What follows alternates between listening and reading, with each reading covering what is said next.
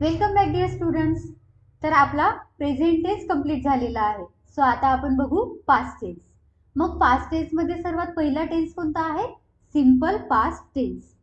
तर simple past tense हा आपण कधी यूज करतो? जेव्हा आपल्याला पास्ट मध्ये झालेली एखादी कॉमन घटना सांगायची असेल, रिप्रेझेंट करायचं असेल, तर त्याला आपण सिंपल पास्ट मध्ये दाखवत असतो. जसं की मी जेवण केलं, मी शाळेत गेली, मी गाणं गायलं. तर ह्या कशा घटना आहेत? पास्ट मध्ये होऊन गेल्या आहेत. तर यांना दाखवण्यासाठी किंवा यांना बोलण्यासाठी, लिहिण्यासाठी आपण सिंपल पास्ट टेन्सचा यूज करतो. मग आता सिंपल पास्ट टेन्स साठी सुद्धा एक फॉर्म्युला आहे. तो कोणता? तर बघू. बघा, सिंपल पास्ट टेन्स साठी सुद्धा सब्जेक्ट कॉमन आहे. ही टू अँड ऑब्जेक्ट.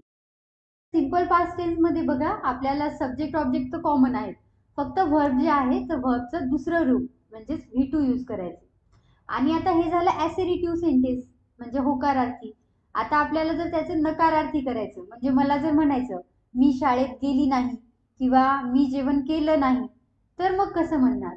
त्यासाठी आहे दुसरा formula, that is subject plus did plus not plus V1 plus object. Okay, म्हणजे तिथे काय केलं? मी डिड नॉट यूज केलं आणि डिड नॉट जेव्हा यूज केलं तेव्हा V2 च्या जागी आपण V1 करणार. आता बघू याचं सेंटेन्स कसं बनवायचं. सो आपण सेंटेन्स घेऊ. So Reshma went the park.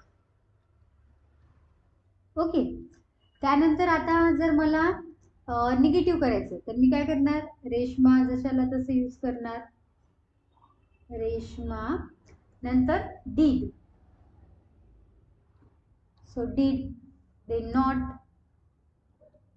आता V1 वेंटचं V1 काय आहे? Go. So go and object the park. Okay, so पहिल्या याच्यात सब्जेक्ट, देन V2 म्हणजेच गोचं V2 went, and then object Reshma went to the park. Reshma did not go to the park. आणि आता याचं मराठीत काय होणार? तर रेशमा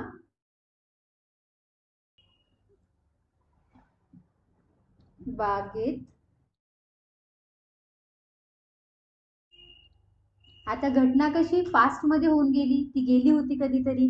सो रेशमा बागेत गेली आणि रेशमा बागेत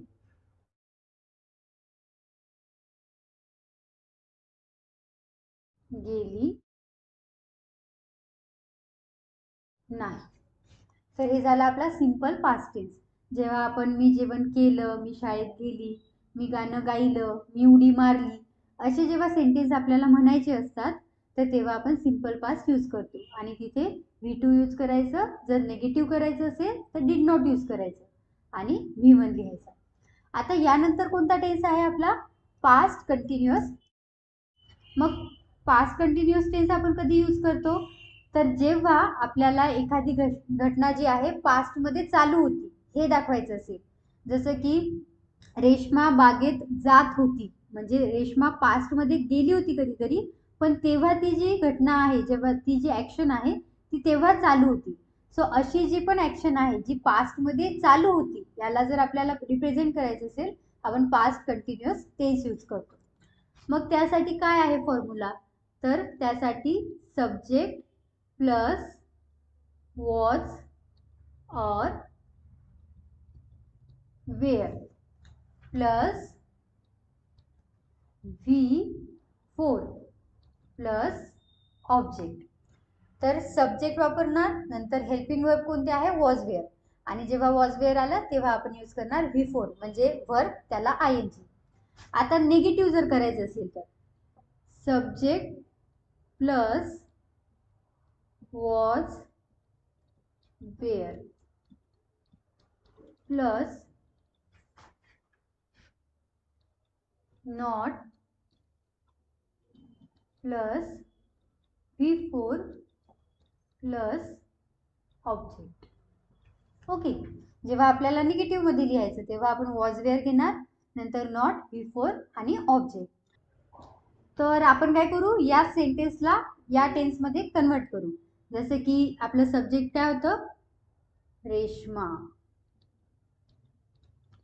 त्यानंतर आपल्याला घ्यायचे हेल्पिंग वर्ब, तर मी घेणार रेश्मा वॉज. त्यानंतर V4 काय आहे तिकडे, गोइंग टू द पार्क. त्यानंतर आता निगेटिव्ह काय होणार, तर परत आपलं सब्जेक्ट घ्यायचं रेश्मा, नंतर was not going to the park. So Reshma was not going to the park. आता याला जर मला मराठीत लिहायचं असेल तर मी काय म्हणू शकते, रेश्मा बागेत जात होती. बरोबर, रेश्मा बागेत जात होती म्हणजे जी ऍक्शन आहे ती पास्ट मध्ये कधीतरी चालू होती. आणि त्यानंतर जर निगेटिव्ह लिहायचं, नकारार्थी लिहायचं, तर रेश्मा बागेत जात नव्हती. ओके, हे झालं आपलं नकारार्थी सेंटेन्स, रेश्मा बागेत जात नव्हती. तर असंच आपण जे आपलं पास्ट कंटिन्युअस टेन्स आहे त्यामध्ये वॉज वेअर आणि बिफोरचा यूज करून सेंटेन्सेस बनवू शकतो. आता तुम्हाला इथे एक कन्फ्युजन होईल की वॉज कधी यूज करायचं आणि वेअर कधी यूज करायचं. तर बघा, जेव्हा पण आपले सब्जेक्ट सिंग्युलर असतील, म्हणजेच आय, ही, शी, इट किंवा एखादं नाउन, तर तेव्हा आपण काय यूज करणार आहे, वी विल यूज वॉज. जेव्हा आपण एकवचनी आहे, I was, he was, she was, it was and noun was, तर तेव्हा आपण वॉज यूज करणार. त्यानंतर जेव्हा आपले सब्जेक्ट प्लुरल असतील, म्हणजेच अनेकवचनी, जसं की यू, वी अँड दे, तर यामध्ये आपण यूज करणार वेअर. ओके, तर याला आठवण ठेवा, सिंग्युलर असतील तर I was, he was, she was, it was and other noun was, जसं आपण रेश्मा वॉज घेतलं.